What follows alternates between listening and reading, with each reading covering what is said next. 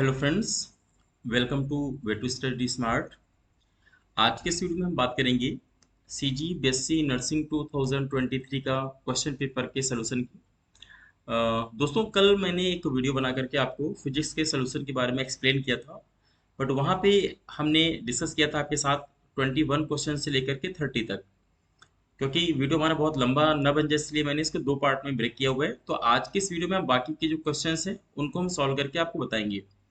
तो आप लोग क्वेश्चन को तो समझेंगे, उसके अलावा यहाँ पे कॉन्सेप्ट को भी अच्छे से सीख लीजिए, ताकि कल को आपका जो एग्जाम होगा उसमें इस टॉपिक से या इस चैप्टर से जो भी क्वेश्चन आपके आएंगे, थोड़ा सा वहाँ पे आपका एक इम्प्रूवमेंट आएगा।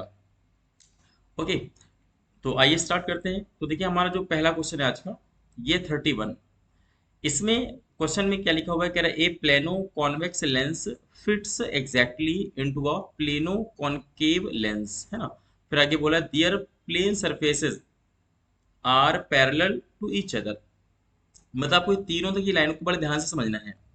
पहले आपको ये समझ लेना कि प्लेनो कॉन्वेक्स लेंस क्या है। तो आपको ऐसा मान लीजिए कि हमने यहाँ पे लाइन ड्रॉ किया, स्ट्रेट लाइन, और यहाँ पे हमने इसको ऐसे कर्व शेप बनाया, तो ये आपका क्या बन गया, ये हो गया प्लेनो कॉन्वेक्स लेंस। उसी तरीके से अगर हम यहाँ पे बात करें, हमने यहाँ पे एक स्ट्रेट लाइन को ड्रॉ किया, और इसमें हम लोग क्या करेंगे, एक इनसाइड से पतला और एड्ज पे मोटा, ठीक है। यानी कि ये हमारा जो लेंस होगा इसको क्या बोलेंगे, प्लेनो कॉनकेव लेंस।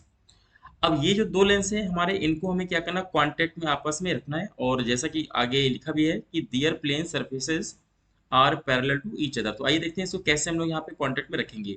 तो इसके लिए यहाँ पे ऐसा मान लीजिए कि हमने पहला जो लेंस था अपना, इसको यहाँ पे रखा है ऐसे, और इसी के बाद जैसे ही एंड हुआ, आपने फिर क्या करना है, यहाँ पे देखिए ये एकदम इसको आपस में ज्वाइन कर देना है, जोड़ देना है, ताकि कांटेक्ट में है। और इसके बाद क्या करना है, आपको यहाँ पे सेकेंड वाले लेंस को रख देना है। तो कुल मिला के देखिए, ये हमारा कहीं ना कहीं क्या है, ये कंबाइंड है, यानी कि एकदम दोनों एक दूसरे से सटे से चिपके हुए सटे हुए हैं। अब आगे यहाँ पे क्वेश्चन की देखिए लाइन क्या लिखी हुई है, कह रहा है कि if lenses are made of different materials, है ना। दोनों जो लेंस हमारे अलग अलग मटेरियल्स के बने हुए हैं, जिनमें से एक का जो रिफ्रैक्टिव इंडेक्स है वो है म्यू 1, और दूसरे का क्या है, देखिए म्यू 2। तो ऐसे मान लेते हैं कि हमारा जो फर्स्ट वाला है इसका रिफ्रैक्टिव इंडेक्स है म्यू 1, और जो हमारा सेकंड वाला है इसका क्या है, अपना म्यू 2 है। एक तो ये हमको दिया, और दूसरा हमसे कह रहा है कि and R is the radius of curvature of curved surface. अब देखिए, यहाँ पे ध्यान देने वाली बात ये है कि आपकी जो दोनों लेंस है, इसका जो ये जो कर्व सरफेस है, इसकी जो रेडियस वो कैपिटल आर है। इसी तरीके से इसकी जो रेडियस वो क्या होगी, कैपिटल आर।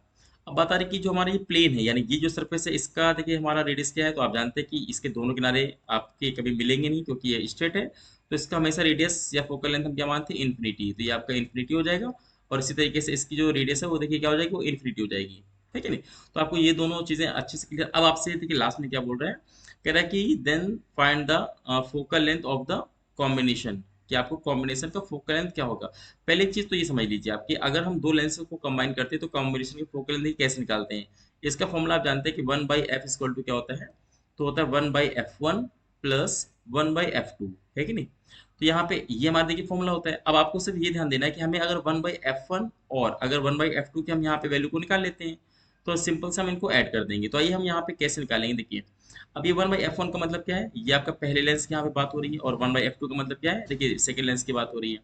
तो हम एक एक करके निकालते हैं। अगर हम बात करें 1/f1 कैसे निकालेंगे, तो आप जानते हैं यहाँ पे, क्योंकि लेंस की बात हो रही है तो लेंस मेकर फॉर्मूला आप जानते हैं कि 1/f का मतलब है f1। हम पहले लेंस के बारे में बात कर रहे हैं, इसकी हम बात कर रहे हैं।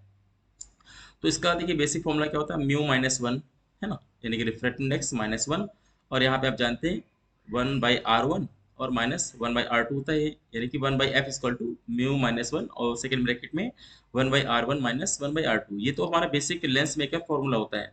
अब इसके अकॉर्डिंग हम देखिए चीज़ों को पुट करेंगे, तो हम मान लेते हैं कि f1 क्या है, पहले लेंस की फोकल लेंथ, और इसका जो रिफ्रैक्टिव इंडेक्स है वो म्यू 1 दिया, तो यहाँ पे म्यू को आप 1 कन्वर्ट कर लीजिए। अब यहाँ पे देखिए ध्यान देने वाली जो बात है वो क्या है, यहाँ पे देखिए जो आपका पहला है R1, वो क्या है, वो इन्फिनिटी हो जाएगा, ठीक है।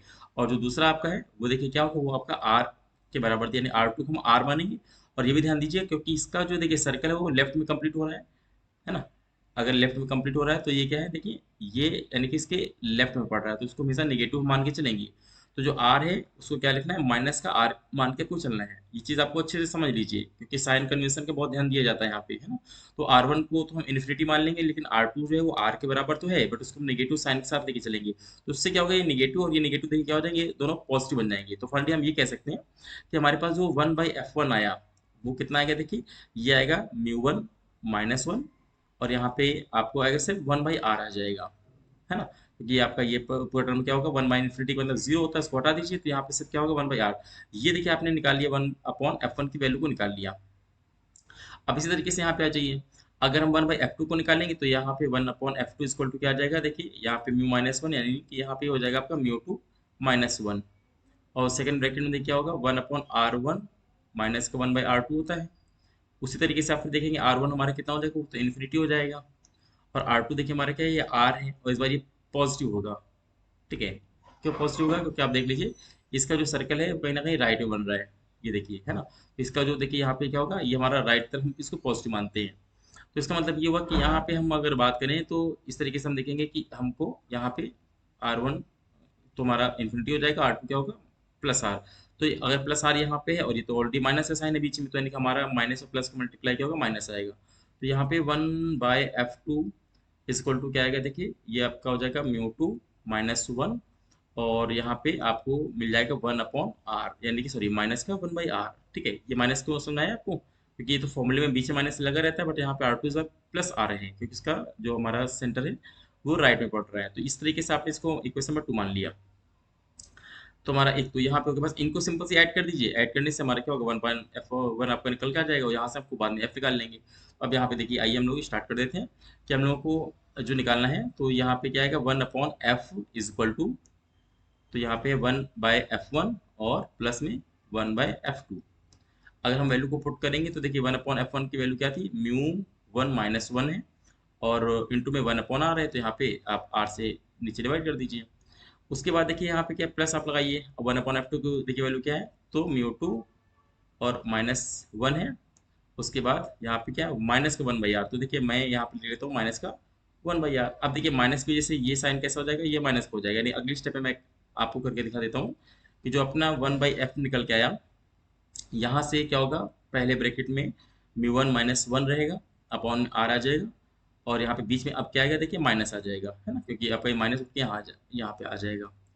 और सेकंड ब्रैकेट में क्या आएगा, तो हो जाएगा mu two minus one upon में आर। अब यहाँ पे एलसीएम ले लीजिए, एलसीएम अपना कितना हो जाएगा, आर हो जाएगा, और यहाँ पे क्या होगा, यहाँ पे हो जाएगा म्यू वन माइनस वन, और यहाँ पे एक माइनस लगाइए, और यहाँ पे क्या होगा, देखिए म्यू टू माइनस का वन, और यहाँ पे आपका वन बाई एफ आ जाएगा। अब इसके बाद हम आगे इसको सॉल्व कर लें, तो यहाँ पे देखिए वन बाई एफ जो हमारा होगा वो कितना आएगा, अगर हमारा एलसीएम तो आर आ रहा है, अब ब्रैकेट को ओपन जरा कर दीजिए। तो यहाँ पे हो जाएगा, पहले ब्रैकेट को हटाएंगे तो म्यू वन माइनस वन रहेगा, और सेकंड ब्रैकेट को हम हटाएंगे तो माइनस का म्यू टू हो जाएगा, लेकिन माइनस माइनस प्लस, यानी कि प्लस का वन आ जाएगा। तो प्लस के वन से माइनस का वन कैंसिल आउट हो जाएगा। तो फाइनली हमने देखा कि वन बाई जो एफ आएगा वो आएगा mu one minus mu two upon में आर। लेकिन अपने को तो एफ निकालना है, कम कॉम्बिनेशन की फोकल लेंथ, इसको रिवर्स यानी उल्टा कर दीजिए, पलट दीजिए। तो एफ इक्वल टू कितना आ जाएगा, देखिए आ जाएगा आर अपॉन में क्या, mu one minus mu two. तो इस तरीके से आप देखेंगे ये हमारा एक रिजल्ट आ जाएगा कि हाँ जो हमारा एफ आ रहा है वो कितना आएगा, आर अपॉन में म्यू वन माइनस का म्यू टू। अब आप देख लेते हैं कि कौन सा हमारा ऑप्शन मैच करेगा। तो अगर हम बात करें तो आर अपॉन में mu one minus mu two, देखिए यहाँ पे साफ साफ दिखाई दे रहा है, हमारा ऑप्शन नंबर फोर यहाँ पे राइट हो जाएगा। चौथा हमारा ऑप्शन जो है ये हमारा एकदम करेक्ट हो जाएगा। तो आई होप आपको ये क्लियर हो गया होगा कि हाँ इसको हमने सॉल्व कैसे किया। अब आइए इसके बाद हम आगे अगले क्वेश्चन की तरफ हम यहाँ पे मूव करते हैं। अब देखिए हमारा अगला जो क्वेश्चन है ये है 32। अब यहाँ पे क्या है, ये कहीं ना कहीं इलेक्ट्रिक करंट हमारा जो चैप्टर है उस पर बेस्ड है।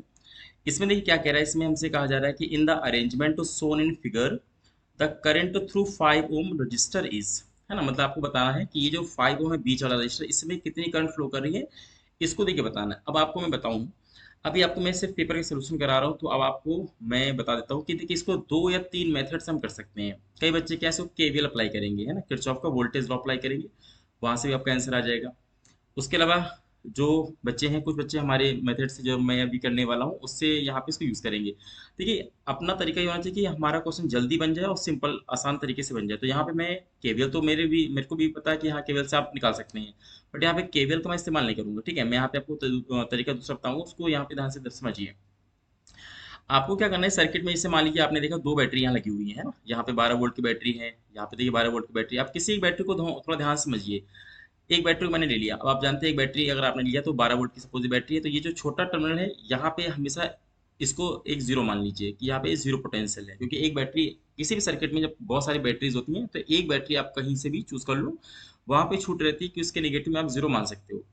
अब बात आ रही कि सर यहाँ पे फिर ऊपर क्या होगा, यानी कि पॉजिटिव साइड में तो ये हमारा 12 आ जाएगा, क्योंकि जो जितने वोल्ट की बैटरी होती है इसका मतलब होता है कि उतना पोटेंशियल डिफरेंस बैटरी के दोनों तरफ होना चाहिए। तो एक तरफ मैंने जीरो ले लिया है तो पक्का इसके इस तरफ क्या होगा, 12 वोल्ट होगा, है ना। तो इसका मतलब ये हुआ कि यहाँ पे मुझे पता चल गया कि ये देखिए, ये जो 2 ओम का रजिस्टर है ना, ये वाला देखिए, है ना, इसके नीचे कितना आ रहा है, 12 वोल्ट आपको दिखाई दे रहा है साफ साफ। ठीक है, अब इसके अलावा देखिए क्या है, अब इसके अलावा अगर मैं बात करूँ, यहाँ पे जो 0 वोल्ट है वो देखिए यहाँ पे भी पहुंच जाएगा, यानी कि यहाँ पे भी आपका 0 वोल्ट आ जाएगा। और देखा जाए यहाँ पे भी आपका क्या है, देखिए 0 वोल्ट आ जाएगा, है ना, क्योंकि आपकी जो प्लेन लाइन है, प्लेन लाइन में कोई भी वोल्टेज का ड्रॉप नहीं होता। तो यहाँ पे जीरो आया, यहाँ पे भी देखिए आपका जीरो आ जाएगा। उसी तरीके से अगर ये जो दूसरी बैटरी है देखिए 12 वोल्ट की, इसके नीचे अगर जीरो है तो कन्फर्म है कि इसके ऊपर यहाँ पे 12 वोल्ट होना चाहिए, ताकि बैटरी का जो पोटेंशियल है वो 12 वोल्ट का डिफरेंस दिखाई पड़े। तो यहाँ पे भी हमने 12 मान लिया या 12 अपना आ गया। तो एक्चुअली में हुआ ये कि हमारे जितने रेजिस्टेंस आपको दिखाई दे रहे हैं, तीन यहाँ पे रेजिस्टेंस है, तीनों के नीचे साइड में अपने को पोटेंशियल पता चल गया कि यानी ये जो रेजिस्टेंस है इसके नीचे 12 वोल्ट है, ये जो आपका रेजिस्टेंस इसके नीचे 0 वोल्ट है, और ये जो आपका देखिए रेजिस्टेंस है इसके नीचे भी क्या है, 12 वोल्ट है।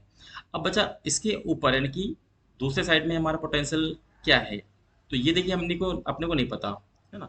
यानी हमको ये नहीं पता कि हाँ इसके ऊपर पोटेंशियल क्या होगा। तो यहाँ पे देखिए अगर यहाँ पे मैं मान लूँ थोड़ी देर के लिए कि एक्स पोटेंशियल है सपोज, है ना, अगर एक्स मान लूंगा तो ये देखिए दूसरा साइड, अगर ये इस 2 ओम को आप पकड़ेंगे तो इस 2 ओम के भी इस तरफ देखिए क्या है, एक्स पोटेंशियल माना जाएगा, इसके भी ऊपर एक्स पोटेंशियल माना जाएगा, और इसके ऊपर भी क्या है, एक्स पोटेंशियल। क्योंकि आप देखिए अगर यहाँ पर मैं बीच में एक्स पोटेंशियल मान लूँ तो ये देखिए तीनों के लिए काम करेगा, क्योंकि ये यहाँ से यहाँ तक पहुंच जाएगा, नहीं यहाँ पे क्या होगा, एक्स आ जाएगा, है ना। इसी तरीके से यहाँ पे देखिए यहाँ पे भी क्या होगा, एक्स आ जाएगा, और यहाँ पे भी आप जानते हैं यहाँ पे भी क्या हो जाएगा, एक्स आ जाएगा।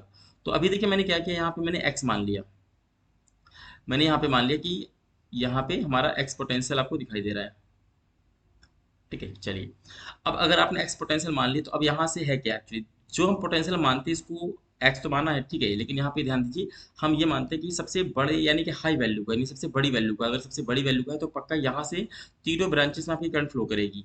यहाँ पे मान लेते हैं I1, यहाँ पे ब्रांच में मान लेता हूँ I2, और यहाँ पे देखिए मैं क्या मान लेता हूँ I3। अभी देखिए पहली बार क्वेश्चन आपको मैं समझा रहा हूँ, इसलिए थोड़ा सा आपको टाइम जा रहा है।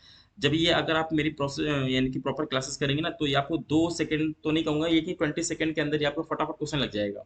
बट अभी आपको मैं सिखा रहा हूँ कि पहला क्वेश्चन की इसको बिना केवीएल के हम सॉल्व कैसे करें। अब देखिए यहाँ पे जैसे आपने एक्स पोटेंशियल माना, तो यहाँ पे इसको हम हमेशा हायर मान के चलते हैं बाकी अदर पोटेंशियल से। तो इसका मतलब ये कि इसके हर ब्रांच में करंट यहीं से निकलेगी, I1 I2 और I3। अब अगर हम बात करें केसीएल की, तो आप जानते हैं कि यहाँ पे इस जंक्शन में जो भी करंट इनका सम क्या होगा, जीरो के बराबर होना चाहिए। तो यानी कि आप ये कह सकते हैं I1 और प्लस I2 और प्लस I3, अगर इन तीनों को मैं ऐड कर दूं तो ये हमारा जीरो के बराबर होना चाहिए। अब देखिए करंट कैसे निकालते हैं, करंट एक्चुअली क्या होती है, करंट ओम के लॉ के अकॉर्डिंग V अपॉन R होता है, पोटेंशियल डिफरेंस अपॉन रेजिस्टेंस। अब देखिए R1 क्या है, एक्चुअल में R1 आपका ये है कि ये दो जो ओम आपको दिखाई दे रहा है इसके क्रॉस पोटेंशियल डिफरेंस देखिए कितना है, यहाँ पे तो एक्स है, इस तरफ क्या है देखिए 12 है। तो यहाँ पे आप क्या करेंगे, यहाँ पे आप I1 की जगह लिखेंगे एक्स माइनस का 12, है ना, 12। ये आपका पोटेंशियल का डिफरेंस हुआ, देखिए समझ रहे हैं। जो आपका पहला रेजिस्टेंस है 2 ओम का, इसके क्रॉस देखिए क्या है, नीचे तो 12 वोल्ट है, ऊपर मैंने कहा एक्स मैंने मान लिया तो एक्स हमने बड़ा माना है, तो एक्स माइनस 12 हुआ, और नीचे जितना इसका रेजिस्टेंस है यानी 2 ओम है तो 2 से आप डिवाइड कर दो, तो ये आपका I1 की वैल्यू निकल के आ गई। इसी तरीके से ये I2 जो आपका है देखिए ये क्या है, वो तो बीच वाली ब्रांच में फ्लो कर रहा है, तो एक्स एक तरफ है एक तरफ जीरो है। तो अगर हम बात करें पोटेंशियल का डिफरेंस कितना आएगा, तो एक्स माइनस का जीरो और अपॉन में देखिए 5 आएगा। अब I3 इस तरीके से निकाल लीजिए, तो I3 जो है, तो ये तीसरा 2 ओम का ये भी है, देखिए एक तरफ एक्स पोटेंशियल है, एक तरफ 12 वोल्ट है। तो इस तरीके से आप देखेंगे यहाँ पे एक्स माइनस का 12 अपॉन में 2। अब इसके बाद इनको जीरो कर दीजिए आप, जोड़ के ऐड करके जीरो यहाँ के हम बराबर कर देंगे। अब यहाँ पे देखिए क्या होगा, यहाँ से अगर बात किया जाए, ये देखिए टर्म पहला वाला और तीसरा वाला, ये क्या इधर सिमिलर है, देखिए यानी कि डबल हो जाएंगे। देखा जाए इनको अगर मैं ऐड कर दूँ तो हो जाएगा ट्वाइस एक्स माइनस का 12 अपॉन में 2, है ना, क्योंकि डबल हो जाएंगे। और प्लस में क्या है, एक्स अपॉन 5 इक्वल टू में 0, तो 2 से 2 भी देखिए क्या हो जाएगा, कैंसिल। मतलब यहाँ पे हुआ x माइनस का 12। अब चाहे तो x अपॉन 5 को उधर लेके जाइए, तो क्या हो जाएगा, माइनस का x अपॉन देखिए 5 हो जाएगा। अब 5 को उधर लेके आएंगे तो हम इसको सॉल्व कर लेते हैं, तो आएगा 5x माइनस का 60 इक्वल टू में माइनस का x। अब माइनस के x को इधर लेके आइए और 60 को उधर लेके जाइए आप। तो ऐसे में क्या होगा, देखिए माइनस एक्स इधर आएगा तो प्लस एक्स हो जाएगा, तो यानी 6x इक्वल टू कितना आएगा, देखिए 60 आ गया। दैट मीन्स एक्स की वैल्यू क्या आ गई, 10 आ जाएगी। 60.6 यानी कि 10 वोल्ट, यानी कि हमको जो अभी एक्स नहीं पता था वो हमने एक्स निकाली, कितना है, देखिए 10 वोल्ट। यानी कि ये मान लीजिए यहाँ पे जो पोटेंशियल आया वो है 10 वोल्ट। और आप जानते हैं नीचे कितना है, इसको मैंने जीरो माना हुआ है। अब देख लीजिए 5 ओम का आपका रेजिस्टेंस, इसके क्रॉस पोटेंशियल का देखिए डिफरेंस कितना है, तो 10 ओम आ रहा है, ऊपर 10 नीचे 0। तो आप आराम से करंट निकाल सकते हैं आप आई टू को जो निकाला था। आई टू अब देखिए क्या था, आई टू ये तो था अपना एक्स अपॉन 5। तो इसलिए आप देख सकते हैं एक्स की वैल्यू निकाल चुके हैं 10, तो यानी कि लिखेंगे 10 माइनस का 0 अपॉन में 5। तो आप जानते हैं 10 अपॉन 5 मतलब 2, दैट मीन्स 2 एम्पियर। तो आपका सीधा आंसर आ जाएगा कि सर हमारा जो 5 ओम की ब्रांच है यहाँ से देखिए करंट कितनी फ्लो कर रही है, तो ये आपका 2 एम्पियर आ जाएगा। अब देखिए कुछ बच्चों ने केवीएल लगाया होगा, तो केवीएल से भी उनका आंसर आ गया होगा, अगर उनको केवीएल लगाना आता है तो। नहीं तो ये बेसिक मेथड मैंने सिखाया है, ये जब आप प्रैक्टिस में ले आएंगे तो ये बहुत ईजिली आपको आराम से इसको हम सॉल्व कर सकते हैं। ठीक है, चलिए इसके बाद हम आगे बढ़ते हैं अगला क्वेश्चन की तरफ। देखिए नेक्स्ट हमारा क्वेश्चन ये लिखा हुआ है कि इन अ लेबोरेटरी 4 कॉन्वेक्स लेंसेज, है ना, सॉरी हाँ convex lenses L1 L2 L3 and L4 और फोकल लेंथ क्या क्या है, देखिए 2 है, 4 है, 6 है और 8 सेंटीमीटर रिस्पेक्टिवली आर अवेलेबल। यानी कि हमारे लेबोरेटरी में क्या है, 4 लेंसेज रखे हुए हैं L1 L2 L3 L4, और जिनकी फोकल लेंथ क्या दिया है, 2 4 6 और 8 टाइप की उनको दी गई। अब यहाँ पे देखिए कंडीशन, अब यहाँ पे मेन क्वेश्चन यहाँ से स्टार्ट होता है। यहाँ पे लिखा है कि 2 of these lenses form A telescope, यानी कि इनमें से कोई दो का यूज करके हमको टेलीस्कोप बनाना है, जिसका जो टेलीस्कोप की लेंथ है वो होनी चाहिए 10 सेंटीमीटर, और जो उसकी मैग्निफिकेशन पावर है वो होनी चाहिए 4। तो आपसे कह रहा है बताइए ऑब्जेक्टिव और आईपीएस की फिर लेंस कौन कौन से हैं, आपको बताना है। सिंपल सा आप ध्यान दीजिए, अगर हम टेलीस्कोप बनाते हैं तो आपको ध्यान देना कि हमको लेंथ कैसे निकालते हैं, F O plus F E. ठीक है, यानी कि हम आईपीएस और ऑब्जेक्टिव की अगर फोकल लेंथ को ऐड कर दें तो ये हमारा क्या होता है, लेंथ ऑफ टेलीस्कोप होता है। और देखिए मैग्निफिकेशन आप जानते हैं एम बराबर क्या होता है, माइनस का F O upon F E. बस ये दो फॉर्मूले आपको ध्यान देने हैं, एक तो लेंथ था यानी कि दोनों को ऐड कर दो, और यहाँ पे एम को माइनस का 4। अब यहाँ पे ध्यान देना कि जो हमारा टेलीस्कोप होता है इसकी एक्चुअली में जो मैग्निफिकेशन पावर दी जाती है ना, वो हम लोग कहीं ना कहीं माइनस में लेते हैं, है ना, क्योंकि हम जानते हैं कि ऑब्जेक्ट हमको सीधा रखा जाता है, ऊपर होता है इन्फिनिटी में, और फाइनली इसका इमेज उल्टा बनता है ना। इसलिए हमारा जो जो भी आपको मैग्निफिकेशन दिया जाएगा बस उसके आगे माइनस लगा देना है। तो दो आपको करना कैसे है, पहला तो हमको नहीं पता कि F O plus F E क्या क्या रखना है, तो सिंपल सा हमको क्या करना है, एफ ओ और प्लस एफ ई इसको टू एल, एल आपको दिया गया कितना होना चाहिए टेलीस्कोप का लेंथ, तो 10 सेंटीमीटर आपसे कह रहे थे, यहाँ पे इनको ऐड करके लिख दो 10 के बराबर। ये हो गया पहला क्वेश्चन।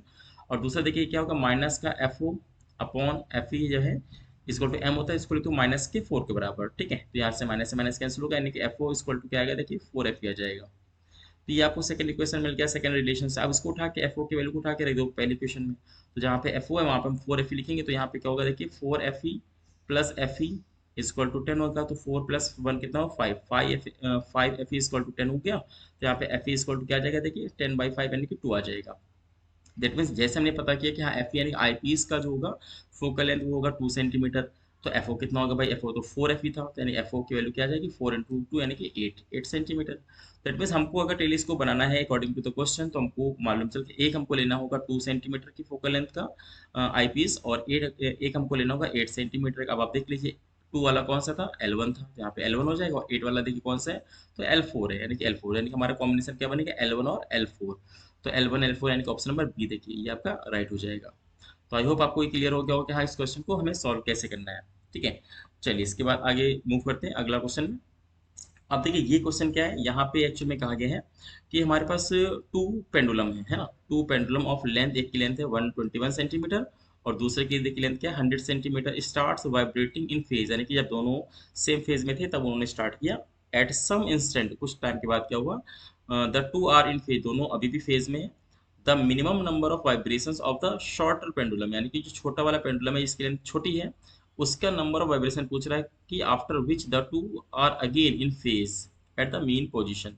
अब तो ऐसे क्वेश्चन करते कैसे हैं, ऐसे क्वेश्चन थोड़ा बहुत चीजें घुमाता है।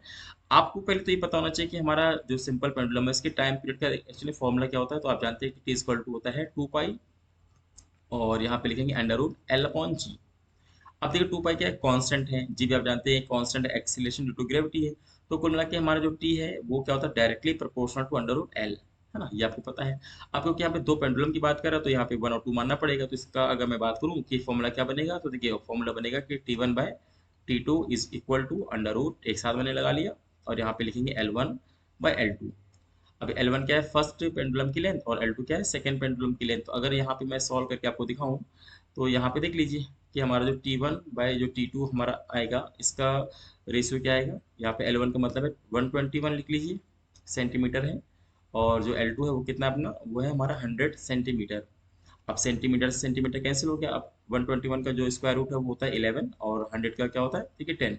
दैट मीन्स यहाँ पे एक्चुअली हुआ क्या, यहाँ पे T1/जो T2 आया वो आया 11/10 आ गया, है ना।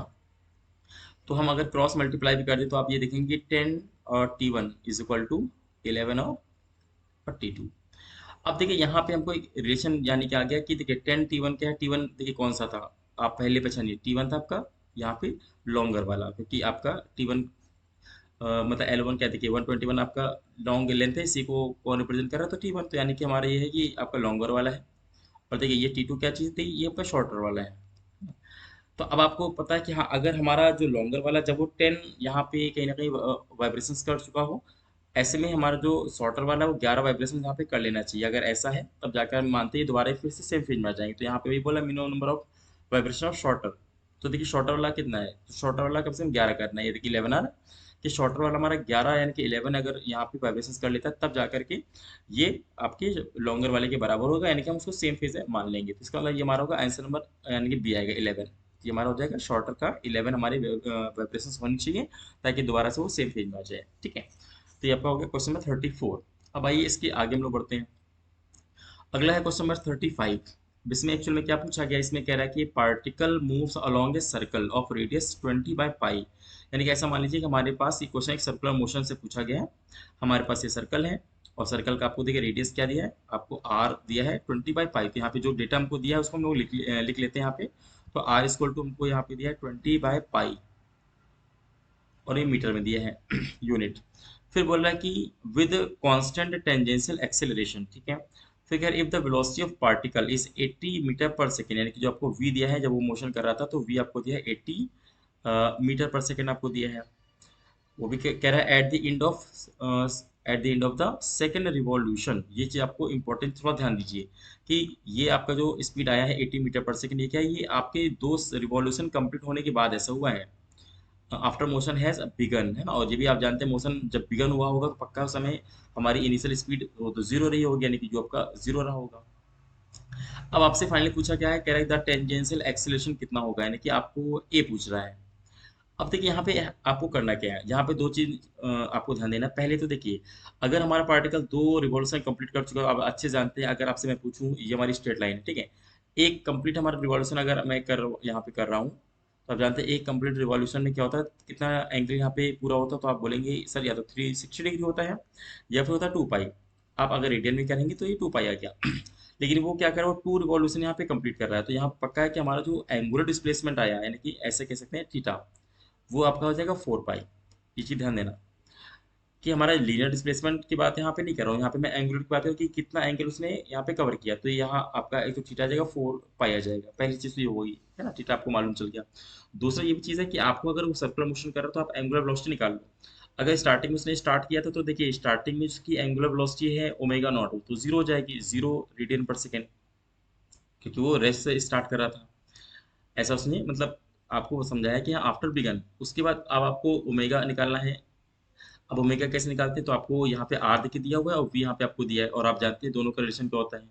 यहाँ पे आप कहते हैं ओमेगा इसको वी अपॉन आर होता है, या ऐसे कह देंगे वी बराबर आर ओमेगा होता है। तो अगर हम ओमेगा निकालेंगे तो वी अपॉन आर, तो वी आपको दिया 80, वो भी मीटर पर सेकेंड, और आपको देखिए आर क्या दिया है 20/पाई।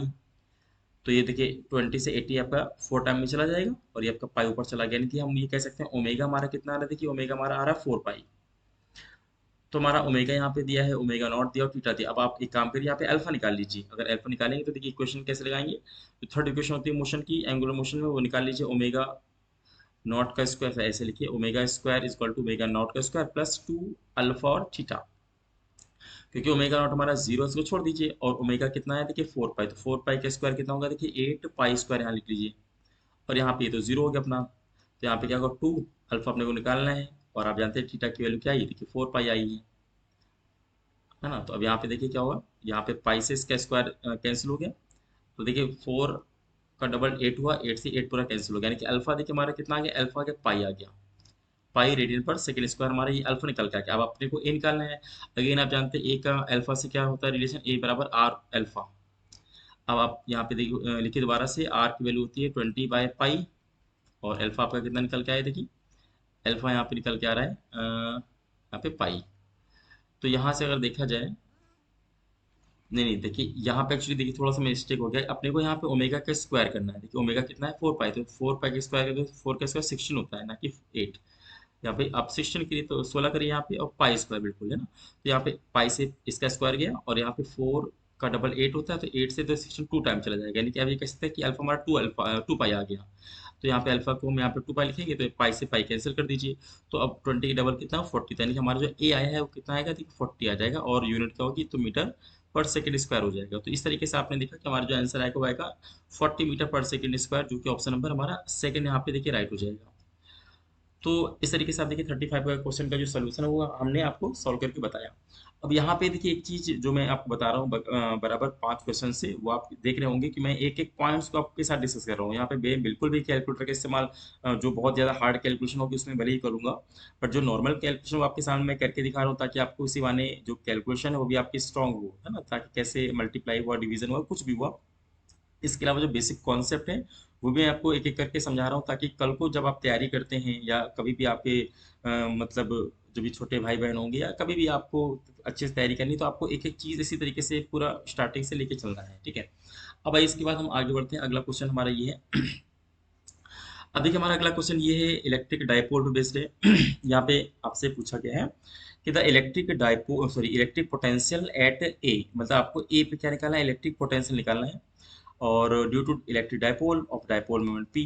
तो आप समझिए पहले ध्यान से कि आपको मैं एक चीज़ बताता हूँ कि आपको डाइपोल जो हमारा हम लोग लेते हैं, तो हम लोग क्या होता है जनरली जो हम लोगों ने तैयारी करते हैं, हम लोग को सिखाया जाता है, वो हम लोग ये मानते हैं कि पहला चार्ज होता है माइनस क्यू, और जो सेकंड चार्ज होता है वो होता है प्लस क्यू, और इनके बीच का जो डिस्टेंस है वो होता है बहुत ही शॉर्ट, यानी कि ट्वाइस एल। तो अपन लोग को पता है कि यहाँ पे जो डाइपोल मोमेंट होता है वो क्या होता है, P equal to Q into में 2L। तो ये डाइपोल मोमेंट होता है कि एक कोई भी चार्ज हम लेते हैं, और दोनों के बीच का जो डिस्टेंस होता है उससे हम मल्टीप्लाई कर देते हैं। लेकिन इससे इंपॉर्टेंट ये है कि इसकी जो डायरेक्शन होती है वो क्या होती है, तो आप जानते हैं इसकी जो डायरेक्शन होती है माइनस चार्ज से हमेशा कहाँ, प्लस चार्ज की तरफ, ठीक है। जो भी हमारी डाइपोल मोमेंट होता है उसकी जो डायरेक्शन होती है माइनस क्यू चार्ज से लेके हमारी चलती है प्लस क्यू चार्ज की तरफ चलती है। ओके।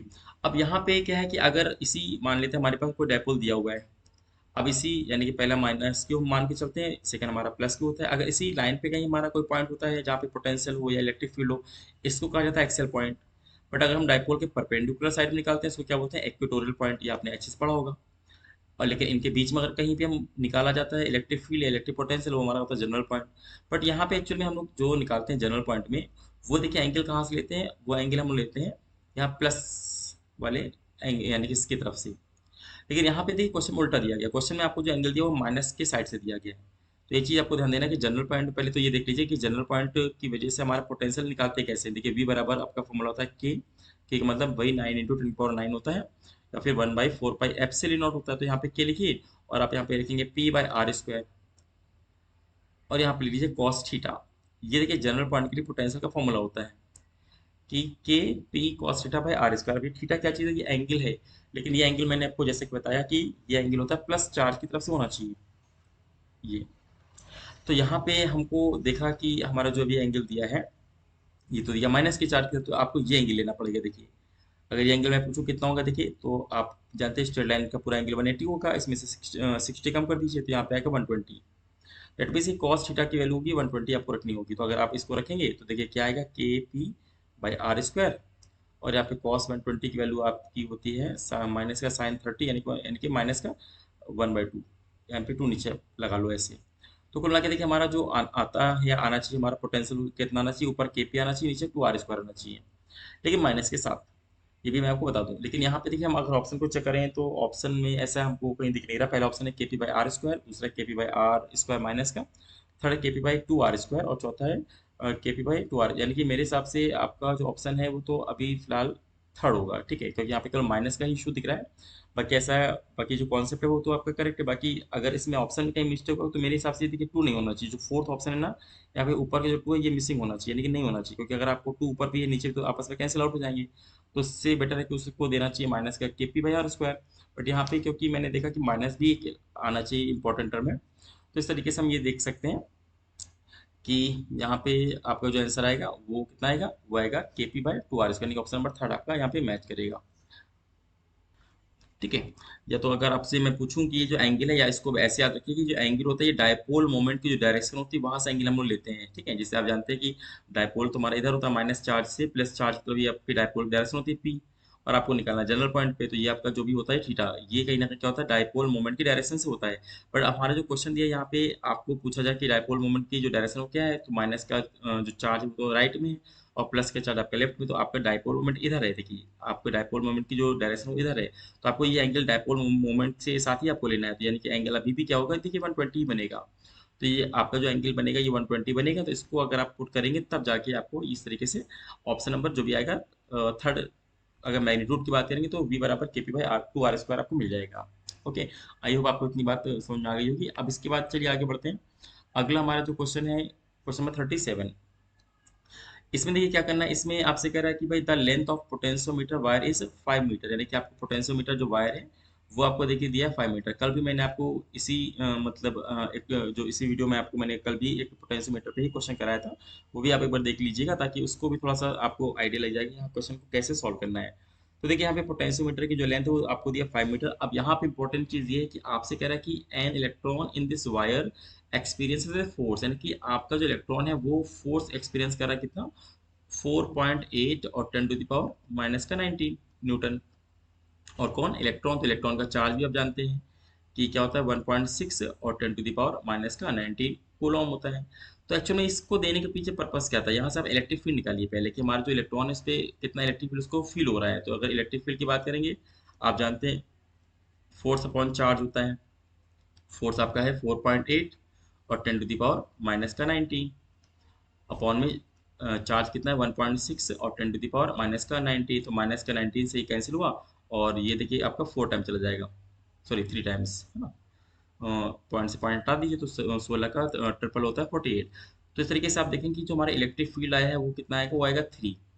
और आप जानते हैं कि हमारा जो भी इलेक्ट्रिक फील्ड है, या तो इसका यूनिट क्या होगा, न्यूटन पर कूलॉम लिख लीजिए, या तो आप कह सकते हैं वोल्ट पर मीटर भी लिख सकते हैं आप, क्योंकि आप जानते हैं कि इलेक्ट्रिक फील्ड और वोल्ट में क्या होता है रिलेशन। तो आप जानते हैं कि हमारा जो वोल्ट होता है वो इलेक्ट्रिक फील्ड इंटू लेंथ। तो कुल मिला के हम देखेंगे इलेक्ट्रिक फील्ड का यूनिट क्या होता है, वोल्ट पर मीटर भी हो सकता है। तो यही चीज़ आपको समझनी कि यहाँ पे इलेक्ट्रिक फील्ड तो आपने निकाला, बट ये एक्चुअल में क्या है, यही आपका पोटेंशियल ग्रेडियंट बन जाएगा, ठीक है। ये आपका बन जाएगा पोटेंशियल ग्रेडियंट। तो यही आपको के बराबर भी हम यहाँ पे लिख सकते हैं कि के इक्वल टू 3 वोल्ट पर मीटर। यही आपको मेन यहाँ पे ट्विस्ट था क्वेश्चन में कि जब आपको इलेक्ट्रिक फील्ड निकलेगी वही आपका क्या आ गया। अब आपको पूछ रहा है लास्ट में कि भाई बताइए what is the potential of main cell. आपको मेन सेल का पोटेंशियल निकालना है, दैट मीन्स ई आपको निकालना है। ई क्या चीज़ है, ये इस बार आपको ईएमएफ है, और ये इस फॉर्मूले में ई क्या है, ये इलेक्ट्रिक फील्ड है देखिए। तो अगर आपको ईएमएफ निकालना है, ई इक्वल टू क्या, के इंटू एल होता है। तो आप जानते हैं कि हमारा 3 आया और एल कितना दिया आपको, 5 मीटर दिया है। बस आप मल्टीप्लाई कर दो तो कितना आ जाएगा, देखिए 15 आ जाएगा, 15 ये आपका वोल्ट। तो इस तरीके से हमारा आंसर आएगा। देखिए ऑप्शन नंबर कौन सा मैच करेगी 15 वोल्ट में, नहीं कि ऑप्शन नंबर आपका सेकंड। देखिए सेकंड आपका ऑप्शन यहाँ पे राइट हो जाएगा। तो आई होप ये आपको क्वेश्चन क्लियर होगा। आइए आगे बढ़ते हैं। अगला क्वेश्चन देखिए क्या है, यहाँ पे कह रहा है if a particle travels N equal distances with speed v1 v2 and something. अब आप सोचिए यहाँ पे अगर मैं आपसे बात करूँ कि मान लो ये अपना कोई स्ट्रेट रोड है। अब ये स्ट्रेट रोड है तो कोई हमारा पार्टिकल मान लेते हैं यहाँ से जर्नी स्टार्ट कर रहा है। तो अब आपको उसको क्या करो, आप कुछ कुछ बराबर बराबर इसके पार्ट तोड़ दो आप। ऐसे मान लेते हैं मैं इसको यहाँ पे इक्वल इक्वल पार्ट में एन तोड़ देता हूँ, तो ऐसे करके एन एथ पार्ट है। अब सबकी डिस्टेंस आपकी मर्जी, जो भी आपको मानना मान लीजिए। मैं मान लेता हूँ पहले का भी डी है तो सेकंड का भी डी हो जाएगा, फिर थर्ड का भी डी हो जाएगा, इसका भी डी हो जाएगा और इसका भी डी हो जाएगा।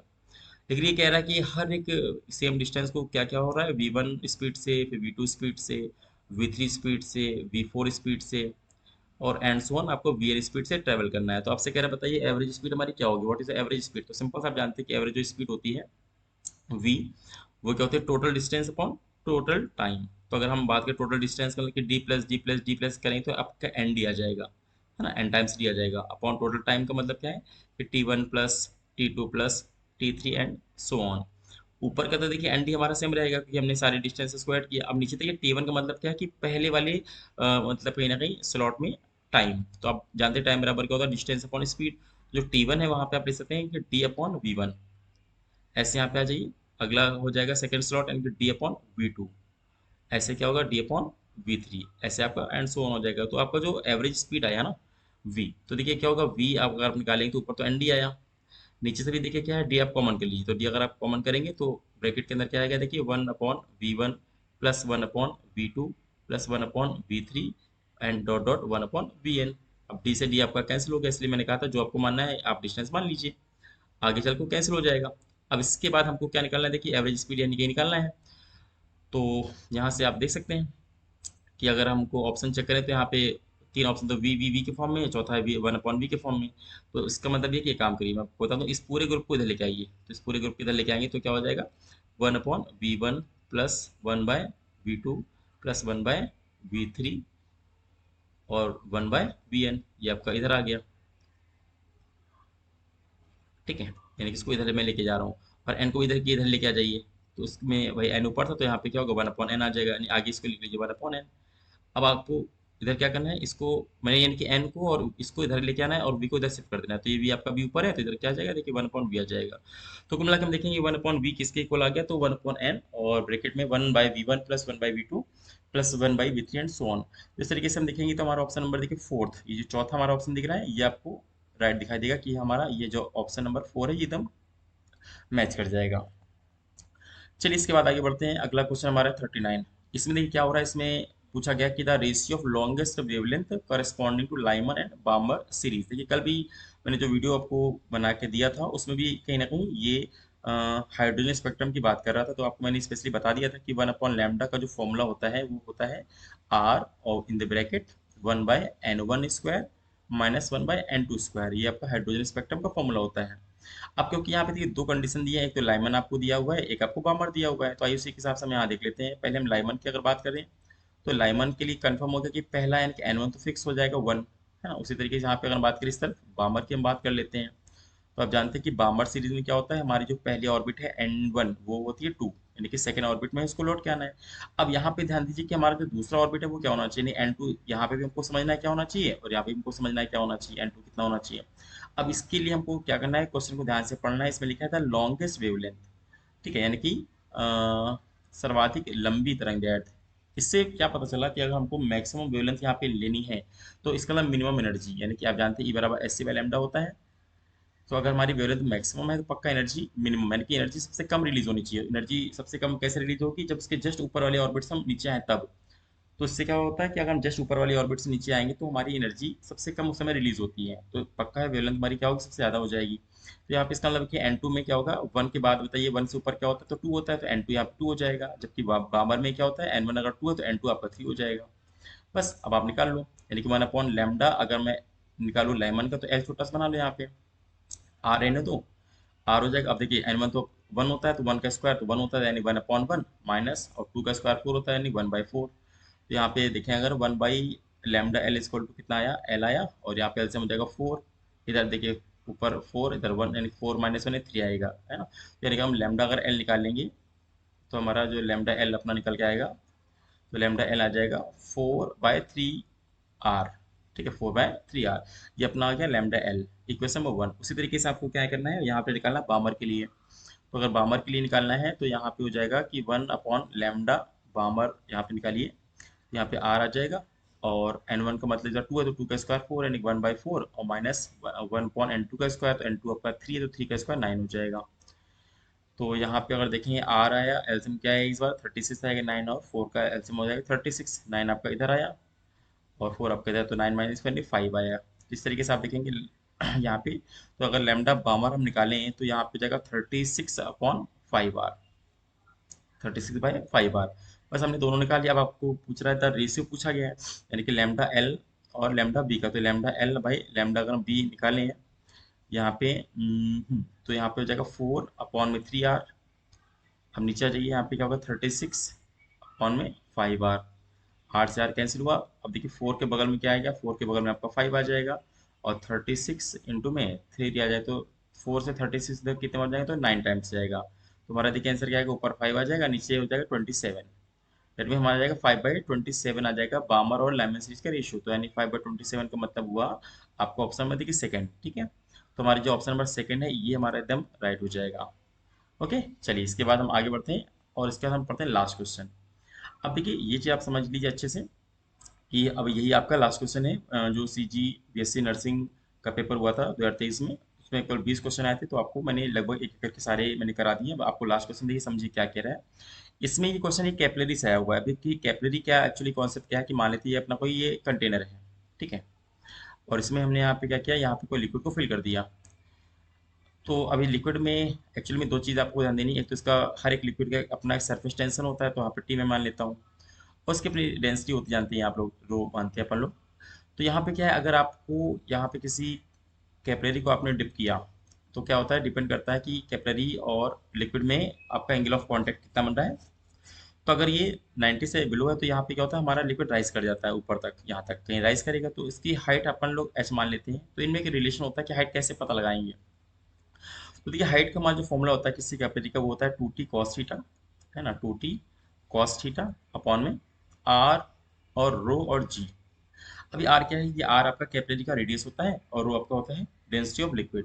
तो देखिए अगर हम यहाँ पे क्वेश्चन के बारे में पढ़े, तो यहाँ पे क्वेश्चन में क्या बोला है, एक कैपिलरी ट्यूब जिसका रेडियस पहले आर था, जब उसको हमने इमर्स किया तो हमारा जो लिक्विड है वो कितना एच हाइट तक राइज कर गया। फिर बोला है कि अगर जो हमारा लिक्विड राइज किया उसका पूरा अगर मास में 5g मान लूँ, 5 ग्राम मान लूँ, तब मेरा एनदर कैपिलरी को मैंने क्या किया, जिसकी रेडियस थी डबल 2r थी, उसको भी हमने उसी वाटर में इमर्स किया। तो बताओ हमारा कितना मास का वाटर अब राइज करेगा। दैट मीन्स क्या, हमारा लिक्विड वही है, खाली देखिए ट्यूब भी हमारी देखा जाए वही मटेरियल की है, बस खाली इसका साइज बड़ा हो गया। तो इसका मतलब देखा जाए तो हमारा अगर लिक्विड वही, तो सरफेस टेंशन भी फिक्स है, यानी पहला वाला ही होगा, और थीटा भी हमारा वही होगा, रो भी वही है, और जी भी वही है। तो एक कुल मिला के हम ये कह सकते हैं कि पहले ही कंडीशन में, अभी की देखिए कंडीशन में सिर्फ आर हमारा बदल रहा है, पहले हमारा आर था, अभी का 2r हो गया। तो हम ये कह सकते हैं आर और एच का देखिए रिलेशन कैसा है, इनवर्सली प्रोपोर्शनल है। यानी कि हम ये कह सकते हैं दोनों में फॉर्मूला क्या बनेगा, H1/H2 और इक्वल टू बनेगा R2/R1।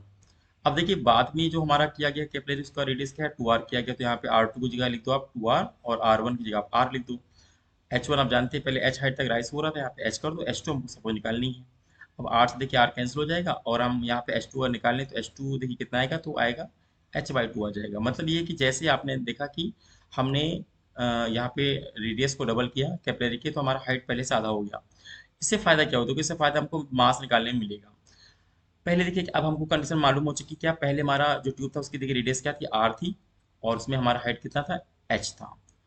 तो आप पहले मास निकाल लीजिए, क्योंकि हमारा सिलेंड्रिकल शेप की होती है ट्यूब, आप जानते हैं मास बराबर क्या होता है, मास बराबर होता है वॉल्यूम इंटू डेंसिटी। तो मैंने यहाँ पे वी इंटू रो लिखा। अब आप जानते हैं वॉल्यूम कैसे निकालते हैं सिलेंडर का, तो एरिया इंटू लेंथ, ये आपका एल हो गया और ये आपका रो हो गया। अब ये एरिया कैसे निकालेंगे, क्योंकि हमारा ऊपर का देखिए शेप कैसा होता है, सर्कुलर होता है, तो होता है पाई आर स्क्वायर। तो यानी कि यहाँ पे लिखेंगे पाई आर स्क्वायर, और एल का मतलब है कि हाइट, यानी कि कितना ऊपर तक गया। तो पहली कंडीशन में आप जानते हैं कि एच हमारा हाइट तक राइज हो रहा था, एच कर दो, और यहाँ पर रो हमारा डेंसिटी हो गया। अभी देखिए M1 कौन दी 5, ये पहली कंडीशन देखिए। अभी देखिए H2 बराबर h/2 क्यों निकाला गया, क्योंकि हम ये जब सेकंड कंडीशन अप्लाई करें आपको हमको H की यहाँ पे रिक्वायरमेंट होगी, इसलिए यहाँ पे हमने H2 निकाला हुआ है।